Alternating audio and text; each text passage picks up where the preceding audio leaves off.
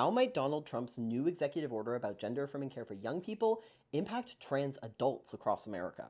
Because, yeah, there are some things in here that should raise alarm bells, not just for trans youth, but adults too. This week, Trump issued yet another anti-trans executive order full of misinformation, bad science, and dangerous lies about trans people, this time taking aim at gender-affirming care for youth. The order seeks to end gender-affirming medical treatments for people under the age of 19. Yeah, 19, not 18. This includes surgery, puberty blockers, and HRT access. And it says that the federal government will not, quote, fund, sponsor, promote, assist, or support gender-affirming treatment for young people. The order itself frequently evokes outrageous language like mutilation and chemical sterilization, and calls gender-affirming care, quote, a dangerous trend that will be a stain on our nation's history. It's real bad. And there's a lot to unpack here, from the outright lies around the science and safety of medications like puberty blockers, to the factual inaccuracies around rates of transition regret.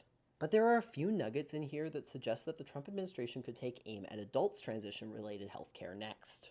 And a big one is this section having to deal with the World Professional Association of Transgender Health. Trump's order calls for all government agencies to, quote, rescind or amend any policies based on WPATH guidelines around transition care and replace them with their own homebrew literature review within the next 90 days. Now, the WPATH is a non-profit professional and educational organization founded in 1979, and it's made up of psychiatrists, surgeons, pediatricians, endocrinologists, and other medical professionals from around the world. It published its 8th edition of its Standards of Care back in 2022, and it's the gold standard worldwide for thorough and fact-based trans healthcare.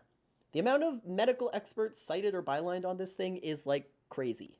And let's be clear, it's not really a level of expertise you can replace with a 90-day literature review done by the Trump government. But one of the most alarming things about this section of the order is that there's no age limit to this rejection of WPATH's best practices, meaning the Trump government could very easily justify rewriting the standards of care for trans adults too.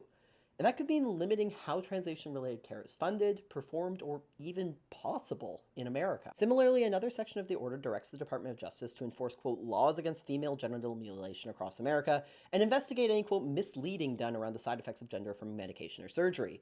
And these are both actions that could be interpreted as means to limit trans adults' rights. As we've already seen at the state level, restrictions on trans kids' healthcare access so often directly leads to restrictions on trans adults' healthcare access.